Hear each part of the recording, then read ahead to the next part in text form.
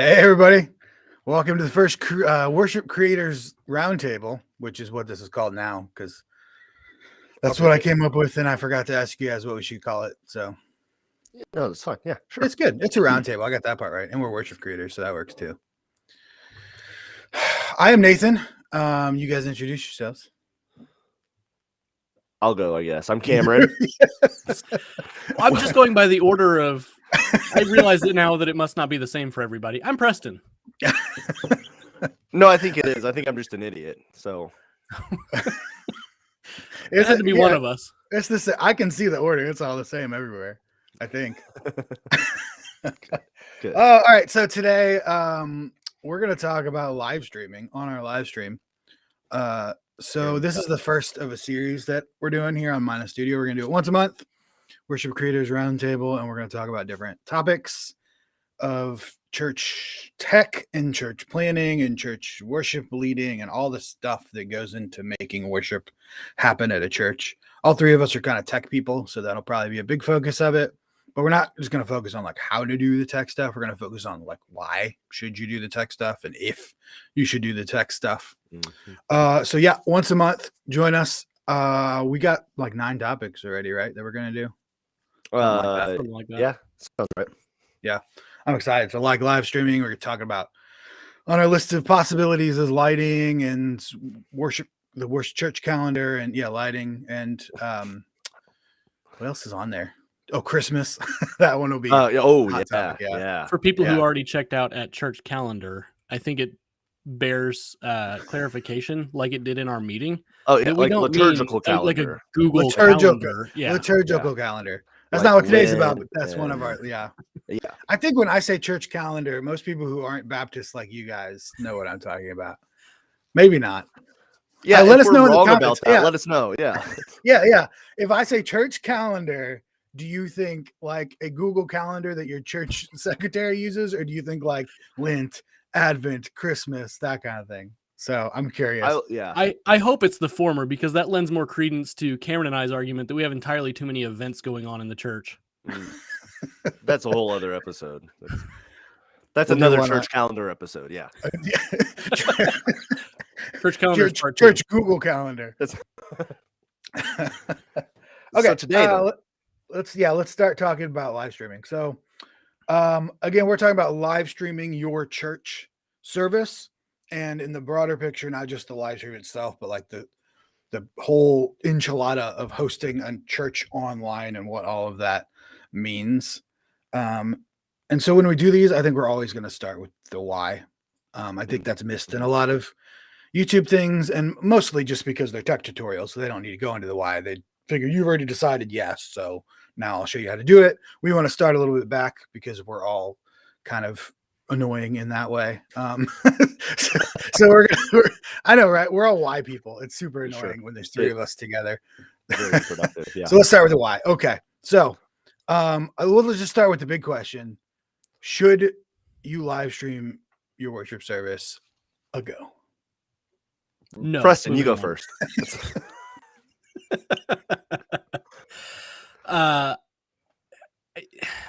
It's a nuanced question, which I think anyone could have guessed moving into this. I lean towards no, because of the purpose of the church. I think a physical gathering of the body of believers is super important. And I think as humans in our utterly and totally depraved state, it's way too easy for us to find reasons to forsake that gathering. I mean, think about canceled plans. Like, how much fun are canceled plans? The best kind of plans, yeah. Exactly, yeah. And I'm an extrovert, and I say that.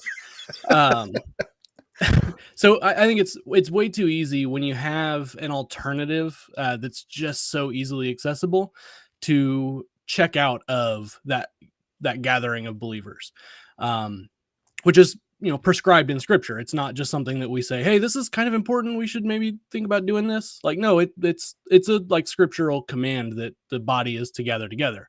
That said, I recognize before I get dragged in the comments that there are extenuating circumstances.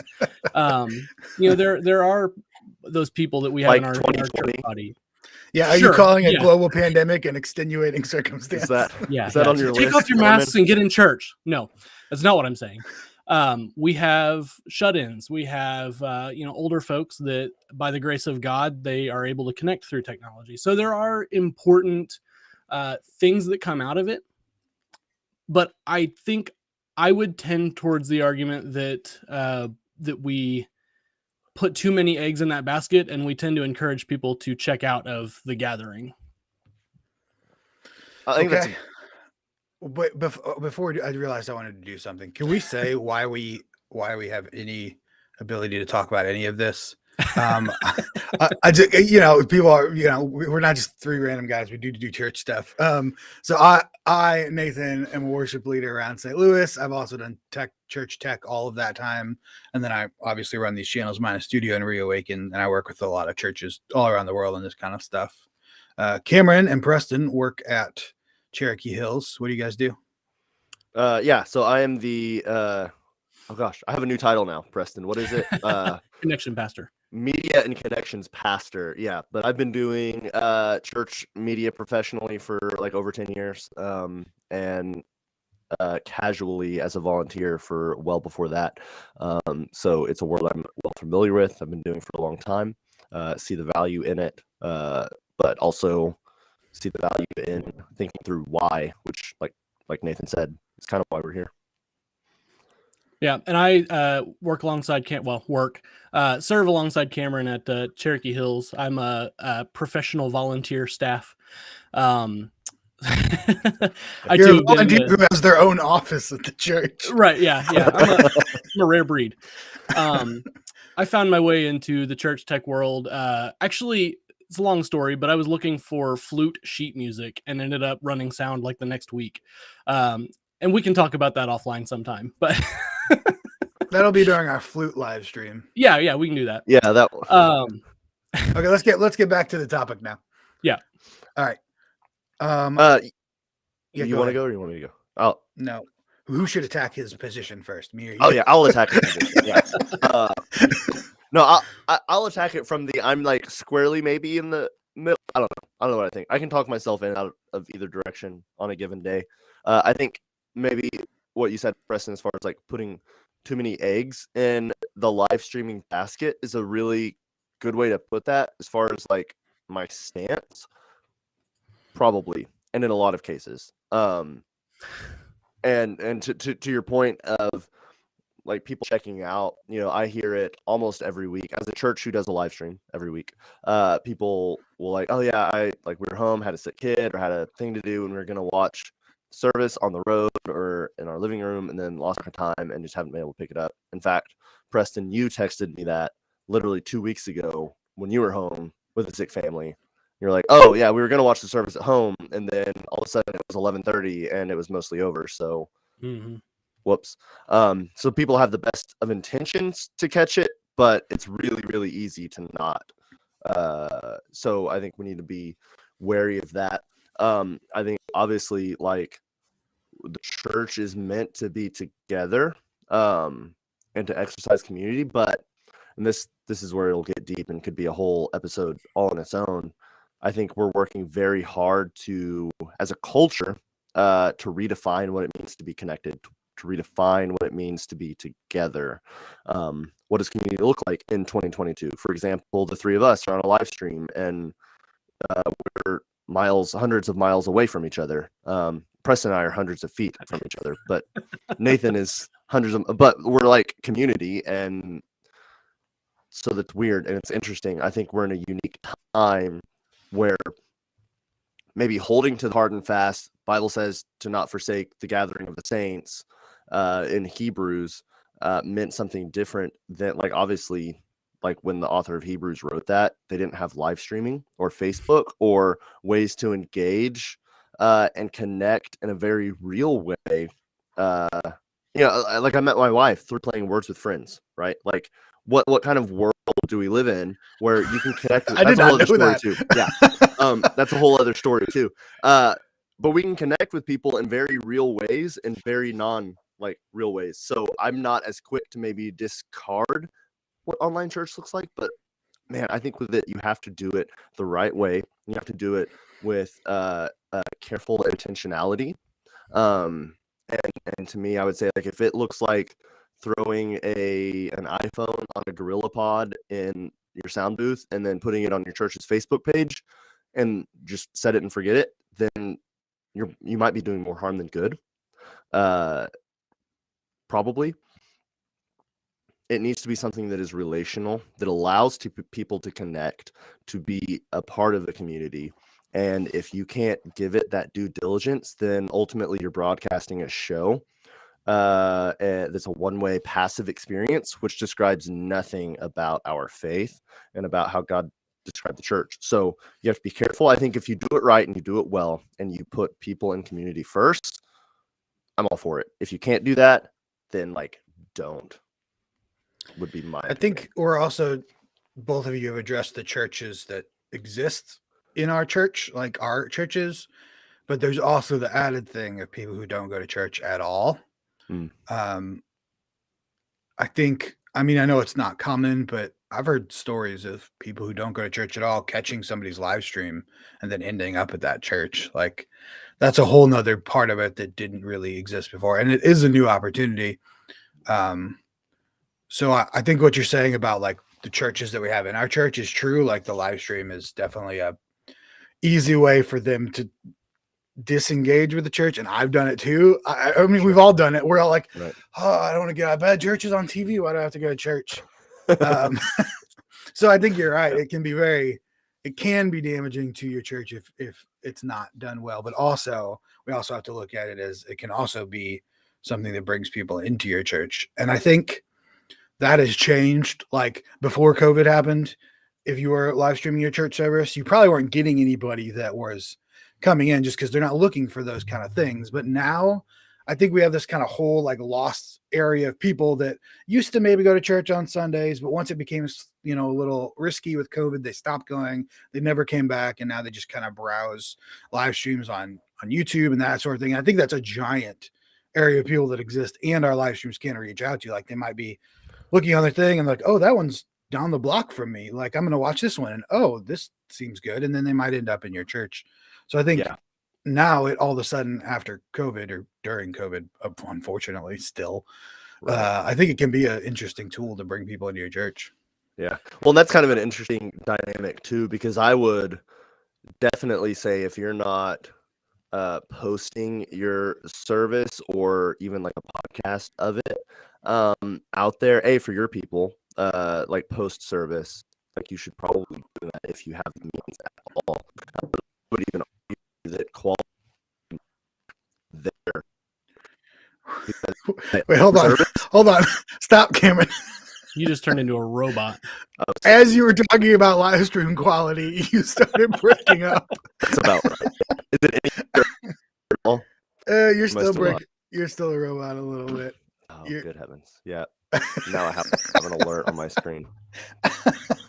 The timing of that was beautiful. While we're waiting on him, make sure you do it with quality. What do you say? We can't hear you.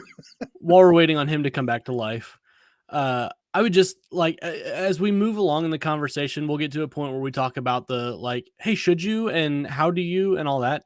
I think Nathan, you brought up what I think is a good segue into a reminder as we move into that.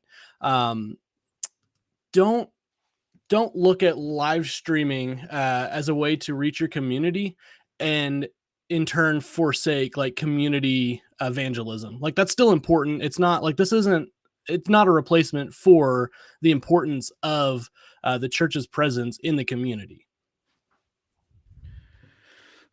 Okay, that's good. I agree. It's a tool. I mean, it's a tool. I think that's what we established.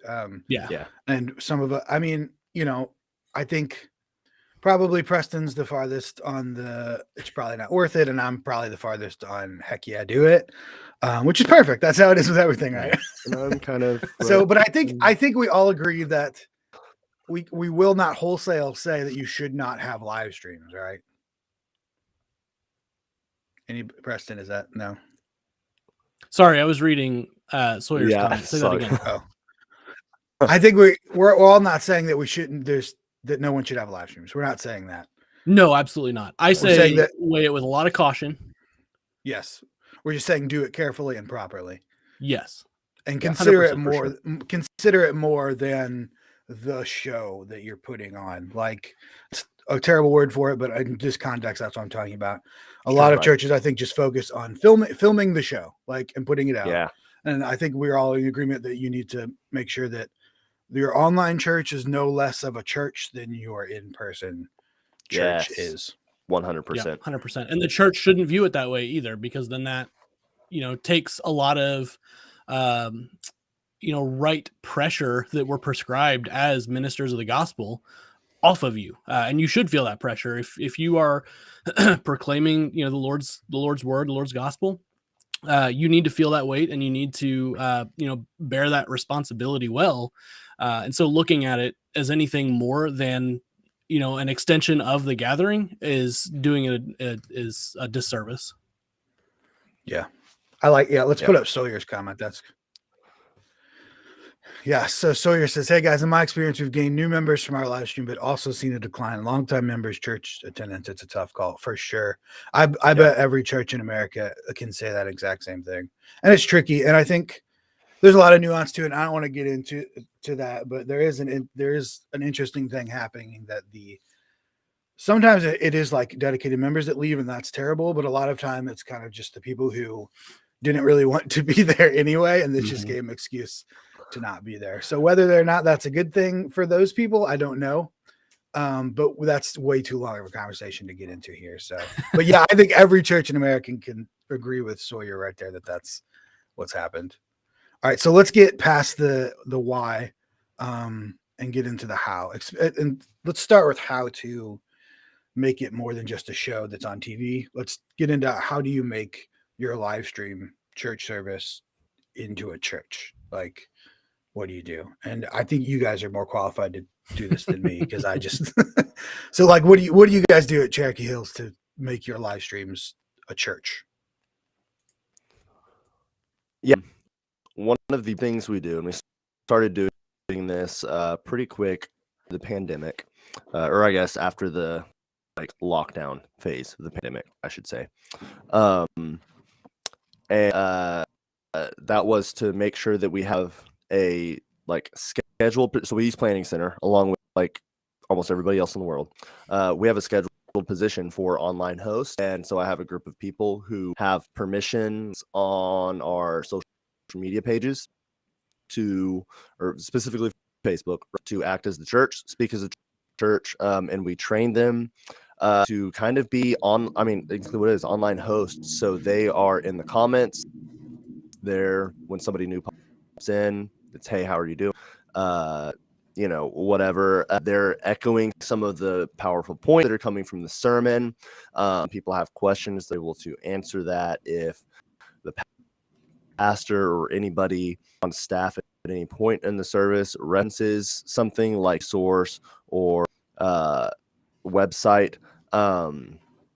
or anything like that, they'll throw that up on the screen. So it's very if you're in the comments and you're watching our Facebook, you're going to interact with a human being throughout the service, which is really, really cool.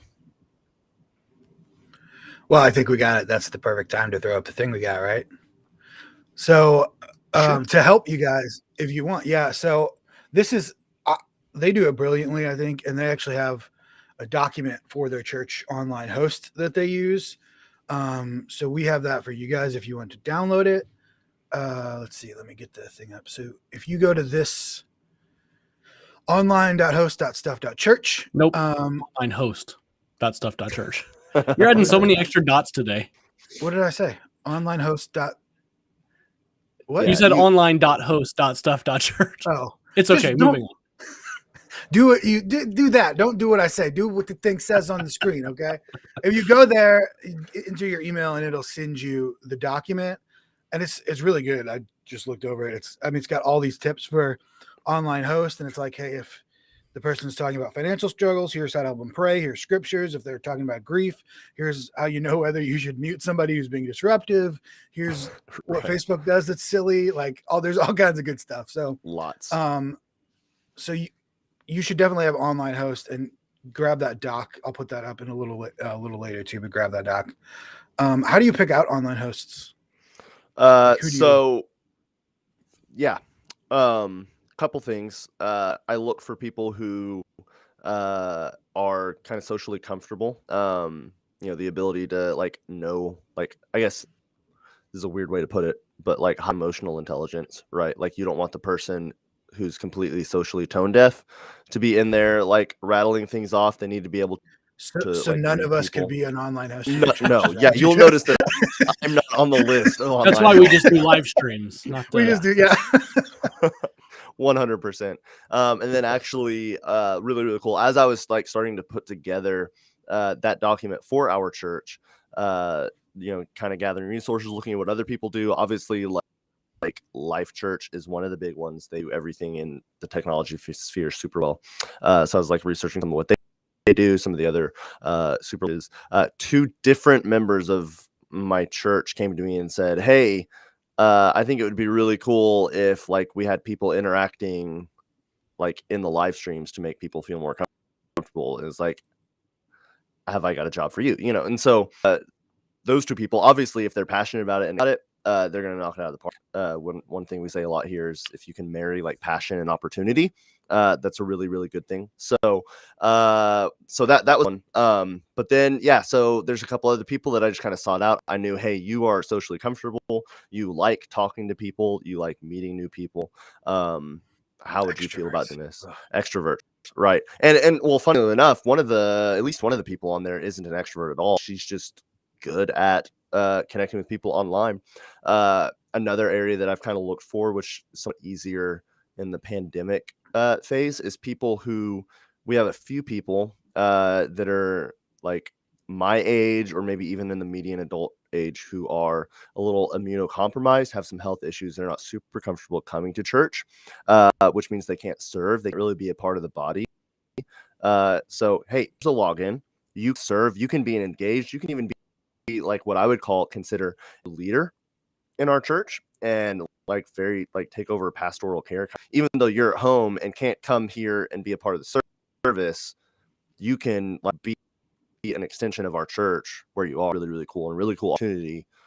So if you have those people, so your church is not just the live stream's not only a service for people, and then it's not only a church where people interact, but now your online service is also a place where people who can't come to church can volunteer. Like that's cool. Right? That's a full-fledged church. Like that's awesome. Right? It's awesome. I love it. It gets me excited for sure. Oh man. Okay, so this is fantastic. If any of you watching right now too have any like, how do you do this? How do you create a church atmosphere in your live streams? And if you're watching this later and the live chat isn't on the side, leave comments in the video. It's fascinating because it's every church in America just had to like jump into this 3 years ago, right. And like it wasn't like and it's fat because there wasn't anywhere to look because like there weren't resources for small churches or churches that didn't use to live stream. There were only like huge churches that have a person who has hired to live stream and went to school to live stream and they do this giant show. And there wasn't a lot of, and everybody just had to figure out themselves. And it's fascinating. So yeah, let me hear from you how you do church online and how you make that happen. All right. So what about now the part that everybody goes to YouTube for? How do you do it? How do you make it? We've had you for half an hour. Like from tech. Yeah, from a tech perspective. Well, first let's talk about this. Let's talk about how wildly different live stream tech looks in churches. I mean, I think a lot of people see live stream setups in churches that have done it before the pandemic happened and they were used to doing it. And they think, no way can I do that. No way can our church do that. And like, if you look at like Elevation Church, we're using that one because they're like the kings of technology and social media. In good or bad, I'm not saying. I'm just saying they're the kings of those. Sure. If you look at the things, there's cameras flying around, there's cranes, there's probably $3 million of camera equipment and 18 people running the switcher, and like that's not what it needs to look like. And I think Cherokee Hills will show you some pictures of them. They're a good example of what a kind of average church live stream setup looks like. I can also show you what a very small one looks like. Like I did live streams for my wife's school, and it's just a laptop and a camera. That's like the whole thing. So, and then for some churches, it's just an iPhone, which isn't ideal. But if it's your only option and you have people at home that want to watch the service and can't come to church, do it. Use an iPhone. Like it's better to have it than to not have it at all if you need it. Like if you're just doing it because everybody else is doing it and you don't really have anybody at home and you're just putting up an iPhone, then as Cameron said, you might be doing more harm than good. But if you have immunocompromised people who have to stay home and all you have is an iPhone, then use the iPhone. That is totally okay. Yeah. So before we go into what yours looks like, I want to throw up that picture of, so you might just have something like this. So this is in my wife at the gym of my wife's school. So all this is a laptop right there running OBS. That little oval thing is just like a USB condenser mic, a cheap one, and then that's my DSLR going into the laptop, and then I just stand in front of that and I play music and they preach, and it works just fine. And this is a little tougher to do in like a service because the camera has to be farther back and you can't really have a room mic and stuff. But you could certainly do something as simple as this, just a mic and a camera and a laptop. And you probably won't use a mic. You'll probably plug your board into OBS. But again, it can be super on your screen. No, that's no. The guy that was doing the talk couldn't be there, so he sent me a video and I ran it through OBS. Oh, okay, just make sure you aren't rickrolling a whole element. That's my friend Vinny. It does look like Rick Astley. Okay. Also, let me take this down. Terrific. How do I do this? Also, I brought this just because it's fun to look at. So if you have an iPhone, you can get all goofy with it. But yeah, they make lenses for them. They make mics for them for not very expensive. That lens is like $40. That mic was $30. The little thing to hold it was like $10. So if you use your iPhone, you can bump it up. And Cameron has Moment lenses, which are better than that lens, but they have telephotos too, don't they? Yeah, Moment has some lenses. You pay for them, but good. Yeah. Anyway. All right. So let's go to, and then in a more average situation, let's go to your guys's. So tell us what you guys do. I'm going to throw up some pictures here. Yeah. So it was kind of a process of trial and error coming out of the pandemic. As you may have guessed, cameras and equipment were hard to come by. We went with three, what are they? What's the brand, Cam, on the cameras? They are New Tech. That's a great question. I forgot. New Tech. Yeah. New Tech, NDI, HX, PTZ cameras. These are probably on the, I would say, high end of average. You don't have to spend this much to get a good live stream camera. You can do static shots. We wanted PTZ so that we can get a little more flexibility out of 3 points. Nathan, if you'll flip back to that other image real quick too. We started off with Blackmagic's. Yeah, that's the one. Whatever that device was called, ATEM Studio. ATEM, yeah. Had it for a couple of weeks. I kind of hated it in the setup process, to be honest. No. So this is what we went to. This is a controller by a company called, and I'm going to butcher this. I'm sorry in advance to any of our, I think, Swedish friends. Skarhaj is the closest we've come up with, and we can include a link in the notes. But this is a PTZ controller. It works with any NDI sources out there. As you can see, the pink buttons there give us preset options. The bottom row gives us like camera selection. Then you've got the joystick for control and stuff. Not even close, Nathan. Not even close. There's an umlaut that you missed. Okay. Among other things. And then the only other major piece of equipment we use besides our Mac is a Stream Deck. And what we use the Stream Deck for is actually cutting the cameras. So we'll use the controller to queue up our shot. Yeah, that's a great shot, isn't it? Look at it. So we'll use the other piece of equipment to queue up the shot, and then we'll use the Stream Deck to actually cut to the camera for the live view. So you'll see here on this monitor, we've got a program and we've got a live. And so I believe it's Cameron in the picture operating there.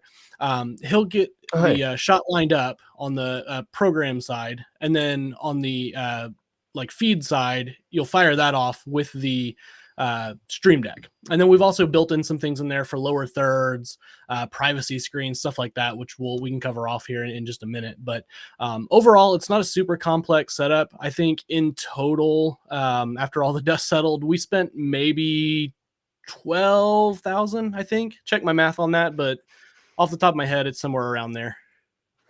So that was like 12,000-ish for three automated cameras, for the Stream Deck, for the Skr Furgerhog, and for, I guess, was that for all wiring and installation and everything? Did you guys installed it yourselves, or did you? No, that was actually hired and integrated. Yeah. So if you, and we had a computer, we used an old trash can Mac Pro that we created the RAM in for that. So that was a cost we were able to save. The beauty of this system and what made it somewhat cheaper is a newish technology called NDI, which Preston referenced a little bit.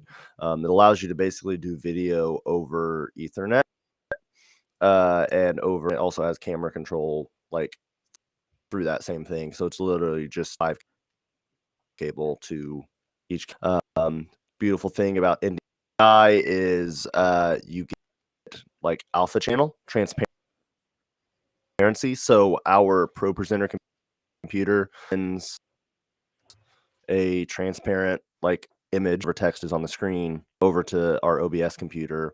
All network have like ingest and egress hardware to make all that work. It's all network based and it's super, super simple. The NDI did an incredible job. Folks, I guess, I don't know if they're guys, gals, or whatever. It's a great. If you don't know what Cameron's talking about with all that ingest stuff, then don't worry about it. It's okay. So on let me throw up Ken's comment, and then I want to talk about kind of a setup just below that. His actually kind of illustrates that. Danielle, I'm gonna put up your comment in just a little bit too. All right, so Ken says he uses 3 Canon VIXA camcorders, clean HDMI out to a small AT Mini, then to OBS, no budget, decent results. So that is actually a great setup. We at Christ City Church, where we set up in a coffee house, we used a Canon VIXA to do our services. The camcorders don't have brilliant video, like they're not as good as a DSLR or a like a Blackmagic or something like that, but they're decent quality video. They have a clean HDMI out, which is important. If you don't know what that means, it means that when you plug in the HDMI, you don't see all of the stuff on the screen that you see in the cameras. Like it won't say the aperture and the battery level and how much tape is left. I know tape, right? But that's whatever. So Card. How much SD card is left. So clean HDMI out means that you can get something like this where there's no things on the side. And the other good thing about using a camcorder like the Canon Vixia is, well, one, they're like $300. So if you don't have a huge budget, that's good. And two, what camcorders still do better than everything else for cheap is optical zoom. So if you need to film somebody who's far away and you don't have much money and you need a big zoom that's optical, because you should never use digital zoom, then a thing like a Canon Vixia still is good for that. So, and then ATM Mini, that's what the church one of the churches I lead at. It's like $300. And it's kind of like the baby version of what they showed at their church. It's a little and it works really well for that budget. Yeah. No, he's talking about the switcher count, the little switcher thing. Is that what you're talking about? Like a box, right? No, I think we had the A10 it's the Studio. switcher. Yeah, this is that, but a smaller version of it. I think it even has the little LCD screen too, doesn't it? Doesn't matter. Here, I'll show you. Wait, I can do this. Ken, I'd be interested to know what you're using to get from your ATM into OBS into your MacBook also. Which interface? If you're still watching. Let's see if this works. Oh, that's not at all what I pictured. So that's the ATM Mini. That's it's what pictured it me all confused. Yeah. And it also comes with really great live stream software, which is great for churches on a budget. Cool. Of course, OBS. While we're on the conversation of budget, and this ties into the kind of some of the conversation about NDI as well. NDI is not a technology exclusive to specific cameras. It is a network, control, think Dante, think communication over IP. Like it is just a network protocol. What's special about that is you can buy what is it, like $1 or I don't know, maybe $10 app, whatever it is. NDI camera app for iPhone, for iPad, whatever. We've actually got a couple of them, and you can set up your iPad and link that NDI feed into OBS directly. So you could, if you're talking about a church on a budget, you can't even afford like maybe a Vixia, but you've got a couple iPhones laying around, buy that app, set it on a tripod, and then you can ingest it wirelessly into OBS and spend basically nothing. Yeah. I've used NDI cams for OBS before. You get great results with an iPhone. It's not great over Wi-Fi all the time, but so Christian asked, how do you do this setup? I think she was talking about what we were explaining. I think we explained it probably. I think you said that before we started explaining it, but if you have specific questions on their Cherokee Hills setup, let us know in the comments. Or were you talking about this is jumping specific setup? That's true. I don't know. Let us Wild know. card there. This is jumping back a bit, but I want to get to your comment, Danielle. Our online church, because our members feel seen and heard, requests are prayed over, and those who can't be physically present don't feel invisible or feel their needs are being met. I think it's important. Yes, totally. Absolutely. Exactly.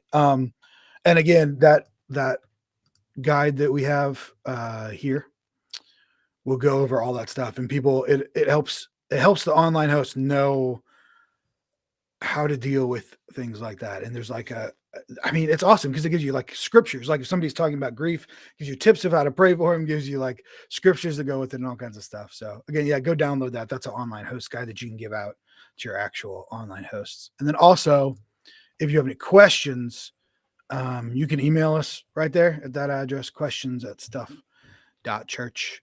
And if you're wondering what this stuff.church thing is, keep watching. You'll find out. Yeah, we are too. Just kind of popped up.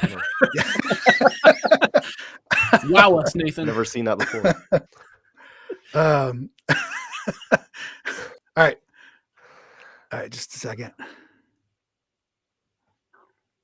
Okay, interesting. Yeah.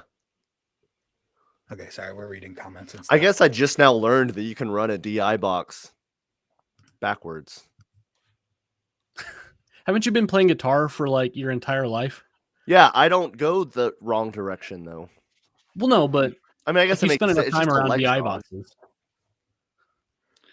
Which goes to the AM on. Oh yeah. You know what I'm saying? Ken's next level, man. It just blew my See, that's mind. what I love is I love the hacking, like, yeah. How do we do this? Oh, well, yeah. let's just run into the DI box in reverse. Oh, if it's passive. Yeah, that makes sense. Yeah. Yeah. It just said never. Okay. Yeah. It's amazing the amount of like youth rooms I've walked into that are completely held together by XLR turnarounds. Like for that exact reason. It's so good. Hey, Ken, if you don't mind, actually I can just guess. You don't need to tell me. So like Ken's church is set up, for instance. I just want to like go cost here because I think some people are worried about cost. So again, you can do just an iPhone, which if we're being honest is actually not the cheapest option because these things are like $1,000 if you actually pay for them, which most people don't. But you could just do an iPhone, which you probably already have. Again, wouldn't recommend that unless it's all you can do and you do have people that need the live stream, then for sure do it. But if you have a little more money, then you can get some better options. In fact, like Ken's, I can guess that just the 3 camcorders you can probably get for about $300 each, and the ATM Mini is $300.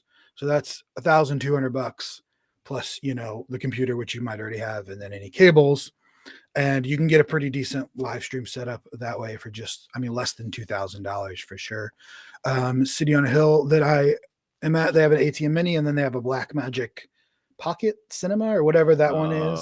It's like $1,000 plus you got to buy a lens. That's a sweet. It's really nice, yeah. And then So I would guess their total setup is probably less than 5,000.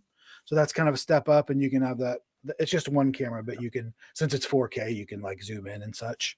Pan and you scan, can jump baby. up to like, I know, and then you can jump up to Cherokee Hills, which is around the $10,000 mark with the automated cameras and the nice, all that good stuff. And then if you want to go higher than that, then you should go do another video because that's where we are. But you can keep going up and up and up. But what I'm trying to say is live streaming is not prohibitive. It does not have to be cost prohibitive. There's a way to do a live stream at like every single budget level. MacBook belongs to the priest, says Ken. Yeah. Yep, exactly. Been there, Just done borrow that. your pastor's MacBook. Right. The church paid for it anyway, right? All right. Okay, real quick, I want to talk about this because live streaming can look terrifying to volunteers. Do you guys have any tips on making live streaming non-terrifying to your volunteer people? And also, real quick, if you're doing a live stream, you're probably going to need an extra volunteer at the very least to babysit it. But if you have cameras to switch and such, then that'll be something. And also to actually like get the live stream set up and going will take some effort. So if you can, it's good to have a dedicated volunteer for your live stream. It does look terrifying at first because it's not something people normally do. So any tips for making it less terrifying for volunteers? Guardrails. Yeah. Give them guardrails. Just a chance. Yeah. Guardrails. Yeah. Preston, we had a company like install the hardware and stuff. And, yeah, so they set it all, but we were in charge of setting up the computer and the rest of the live stream and what that process was going to look like. And Preston did like 98.5% of all of that. And I'll just say, as a testament to like Preston setting that up so well, two weeks ago, the week when I would mention Hookie, we had a volunteer who will to like sit in the booth and watch and kind of see how a service came together. Preston wasn't able to be there because of like illnesses in the family, and our volunteer was able to jump in and he ran the entire service. I went back and watched it later and it was awesome. Like, I don't know that he really missed anything that I was like, oh, gross, why would you do that? Like, he nailed it. And that was literally the first time that he had ever like touched it. So, which is amazing because I flub a shot at least once a week.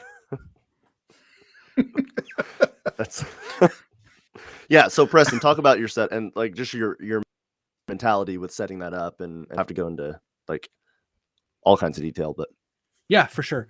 So I alluded to OBS. That's kind of what we use to interface.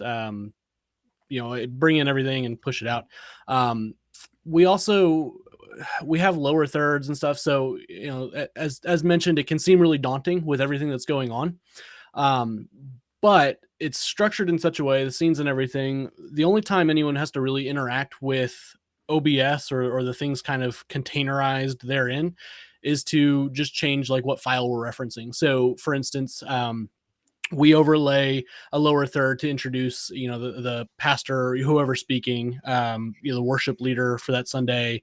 We do a part at the end of the service called commissioning. We like to introduce, whatever staff member or guest or whoever is doing that.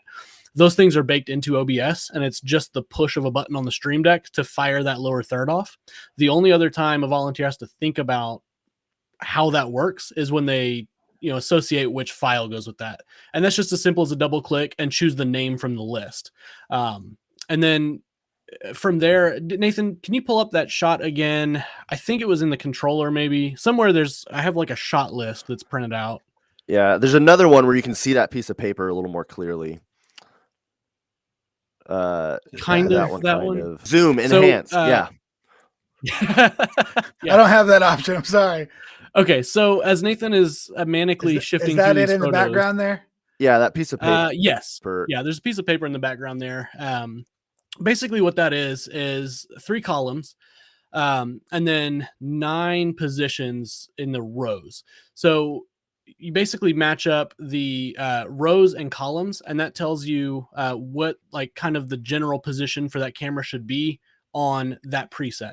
So as I mentioned, all of our earlier, camera positions are set with presets. So basically, if you push like 1 on any camera, it's going to give you like a certain singer. If you push 2, it'll get. So it's super easy. All the cameras are set the same. It's like autopilot. If someone's singing there, cool. Push 3. Yeah. And then our worship pastor or whoever's leading worship for the week will print off the lyrics, kind of, I don't know what they're called, chord sheets, whatever, for each song. And then I'll have the video producer go through and number what camera and what shot they're going to use for that particular piece of the song. There's also like lead notes along the side to say, hey, this person is going to lead like this chorus line. This person is going to lead this bridge, whatever. So it also gives them some notes to kind of watch out for to get sort of artistic in their shots and whatnot. But all that comes together to really lend to, as Cam mentioned, that kind of volunteer friendliness where they're still thinking about a lot, but you funneled it in a way that it doesn't really feel like they're thinking about a lot. All of the buttons are already there for them. They may adjust, the pan or tilt a little bit to get the focus or angle just right, but largely all of the positions are preset. They don't have to think about where they set the cameras on this Sunday morning, and then they just run through and label where they want their shots, and they're off to the races. Okay, so I think that brings up an interesting point, and I've always told people this who ask me about changing to digital soundboards as well. The great thing is the people who are using them don't need to know as much, but you have to have at least one person in your church that knows a ton because they have to set it up. Like the same thing with digital boards. Like you got to go in, you got to route things, you got to add effects, you got to do this, you got to do that, you got to do all that. And then once you do that, then the volunteer can just press a button. Same thing with this. You have to have somebody who knows how to do it and to set it up, or at least willing to research it. And then after they do that, then the volunteers can just press 1, press 2, press 3, etc. Sure. So that, I think that's an important point. So if you're a smaller church and you don't have somebody who has that knowledge or have the time to acquire that knowledge, then that's where a setup like Ken and Vixia's come in, because there's no button pressing, there's no automated things. It's literally just 3 static cameras, and you just press a button, and it's really easy to set up. If you have somebody like a Cameron or a Preston in your church who has that knowledge and can set it up once and maintain it every once in a while, then you can have that single easy button press from the volunteers. Can you bring up Ken's? Yeah, I was going to point that out too, but we have it set up as well where it's like if you like, we have a couple guys who are super nerdy in all the right ways and want to have opportunities to be a little more creative and play with it. And it's set up like we have guardrails, but they can be creative in their own way as well if they want to be. But if you don't want to have to think about anything, man, jump in and do it. And then Preston, I think in his comment, the I do, we do, you do teaching method, you're gonna. Yes, yeah, exactly. So that's Cameron kind of mentioned it with that volunteer we had last week. So this one, yep, that's the one. So specifically that last sentence, Ken says, I use the I do, we do, you do teaching method. Absolutely, 100%. If you're going to do a live stream and it's anything more complicated than your iPhone on a tripod, I would say stick to that. Because as we mentioned far earlier, I don't know what that is. Can you explain what that is? Yes. So like with this guy, Matt, that we were working with, I had him come in and just shadow me for a week. So I was leading the production. I want you, Matt, to stand behind me, watch everything I do, ask me a question every time I push a button. I want to know that you're understanding it and that you're not just checked out. So that's I do. That's I do. Okay. Week 2 is we do. So now, Matt, you've seen me do everything. Now you're in the chair. I'm going to be over your shoulder and watch every button you push. If anything looks goofy or yeah, sure. Ideally, the scenario would be I'm going to watch every button you push. If anything looks goofy, I'm going to ask you why you did it. And make sure that I have a feel for you having a feel for the thing. And then week 3, now you're on your own. Training wheels are off. Go do it, and let's see how you do. Okay. And then week 4 is nobody do because everybody calls in sick, right? Yeah, right. Yes, yeah. That week 4 is Preston's back on because the guy quit. Yeah. My wife's texting me she's like, I know what that is. It's a teaching method. Teachers. I'm the only person in the world that doesn't know what that is.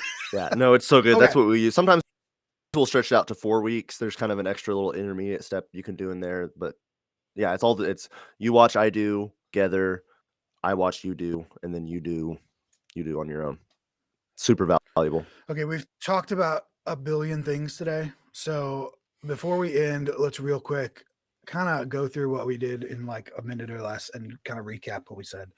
Okay, and stop me if you have a different idea of what we said. You're on the clock. So we started with the why and the if, and we said, okay, yes, you should have live streams if one, you know you need to, like you have immunocompromised people that want to participate in church but can't, or if maybe you're in an area that you can reach a lot of people. So you definitely, live streams are a good thing to do if they're necessary, if they're helpful, and very important, if you can turn them into more than just a YouTube video, if you can make them into an online church experience where people aren't just watching your church, they're getting to interact with your church. And a great way to do that is to have online hosts. And I do think that's a brilliant idea, because when people come to a live stream, even more so people who aren't a part of your church but are just like looking at a live stream or just browsing YouTube, they love to be known and to be a part of that and to be interacted with. And that's exactly why we want people to come to People church, wanna so feel we can get seen. to know them and we can visit with them and we can love them. And so to do that in the live stream chat is great. To have online hosts do that is brilliant. Again, there's the link to the free guide you can download. So yes, do live streams, but please do them well and don't just make them a show. Does that sound good? Yeah, Okay. definitely. Point two, well, I kind of just addressed on that, the whole how to make them a church thing. A big part of that is do the online hosting, get people in your church who can do that and make them online hosts. And in a brilliant stroke of genius, as Cameron said, if you have people who can't come to church but love to volunteer, they can volunteer to be online hosts and can do it from their home. And Awesome. then, was there anything else we talked about for making it into a church? I think that was about. Yeah, just be There's no- intentional. Like, go out and talk to people in the comments. You know, if you see somebody like it, like, hey, glad you like that post, man. Glad you're here this morning. You know, that's super awesome, super good. And Maria's question sticks straight to that. I know I'm doing a summary, but I got to bring up Maria's comment. Can we talk mindset? What do you have to say to people who say online stuff isn't real church and that people have to come physically to church at some point? How do you feel about that? This is a big topic and we're getting to the end of our time, so let's not spend a whole bunch of time on it. But I think that statement, when people say this isn't real church, I think the problem with that is it's a black and white statement, which is almost never true. Right. Is online church a 100% substitute for people coming to your church? No, I don't think it is. I know these guys don't think it is. It would be ideal if they can come to your church for them to come to your church at some point, because as great as live streaming and social media is and how well we can interact, it's still not the same as in-person interaction. It just can't be. As much as Facebook wants it to be, it can't be. Yeah. So is it real church? Yes, it's real church, but it's a part of the real church. Yeah, it's a service to people who can't come to church for that reason. So yes, it's real church, but it's not the entire church. If all you're doing is online church and you never care if people come to your church physically, then that there's more to say to that. Now, again, some people can't come, and that's the situations where this becomes great and the live stream is perfect and that sort of thing. So you guys have anything to add to that real quick? No, I think that was a great summary. And that pretty well covers it. Maria, I would encourage you for sure, once we wrap up, to go back kind of to the start. We cover it a little more in depth, just as far as like our individual thoughts and mentalities and views on the subject. But you know, like Nathan said, it is a very deep conversation that we don't necessarily have time for to dive all the way into. But yeah, I think he summarized it really well. Maybe we'll come back after a couple more of these and do like a online church hosting part 2, where we'll just talk about that kind of stuff. I don't know. We'll see. We're just starting this thing. All right. So yeah, that's the online church bit. And then we talk tech. And there is no really financial level you have to get to start live streaming. If you need to live stream, you start with an iPhone if you have that. If you have to, again, we don't recommend it, but if that's the only thing you have and you need to do it because people can't come to your church, do it. We've also talked about levels for like $1,000, $5,000, $10,000. It just depends on the budget you have and the resources you have. It will get more complicated as you go up. So eventually, once you kind of get to the Cherokee Hills level, you'll need at least one person in your church that can learn it and set it up. But then it's still pretty easy for volunteers to use. Preston will come to your church and set it up. Yeah, for you. we'll just send them straight out. It's fine. For the right price, I'll be there. All right. Anything else? No, I think that pretty well. That's all I got. Yeah. All right. Let me throw up that email again. If you got more questions, just email us at questions@stuff.church. We'll make Preston answer them because he's the smartest of us all. I am the one with the best track record answering emails. That part's definitely true. That's 100% true. And then also, again, one more time, go there and you can download that free host guide. And stuff.church, by the way, will be something awesome. I can't tell you exactly what it'll be right now. You have to keep sticking around for that. But I will tell you, if you sign up for that, you'll go on the stuff.church email list. And we won't really email you anything other than probably a free thing once a month. Like that's it. That's all you'll get. You'll probably get a free resource once a month. We're not really going to email you anything else for a while until stuff.church is further in. So if you sign up for that, don't worry. You're not signing up for an email list you'll get every day. You'll literally just get a free resource once a month, maybe once every 2 months. That's it. Right. Super simple. All right. So that's it. You thanks for joining us, everybody. You guys got anything else? Is that all you got? You good? That's it. No, I'm afraid anything will open up another can of worms and be here for another hour. Okay, wait, here we go. Next time on So on we'll save it for Worship Creators another Roundtable, we're going to talk about. Oh, you're on the spot. What were you going to say? Ah, I think his like network. online He's hosting is done. church All right, Cameron's business. gone. Cameron's cut out. He's gone. What is happening? Oh, and he's gone. All right, So I guess, Cameron I is guess we're done. finished. That's it. That's our cue to go is when Cameron's internet come out. All right. Thanks everybody for joining us. Again, we'll see you next month. We're going to do these once a month worship creator roundtables. Next month, I don't know what our topic will be. It might be lighting. It might be liturgical calendar. It might be another tech issue. I'm not sure. Yes, Cameron. He was pointing at the I was lights. pointing at lighting. You Oh, said okay. lighting. Every time you I say got you. lights, I'm just going to point I'm at sorry. I didn't lights. know. Okay. All right. Thanks everybody for joining us. We'll see you next time. See ya.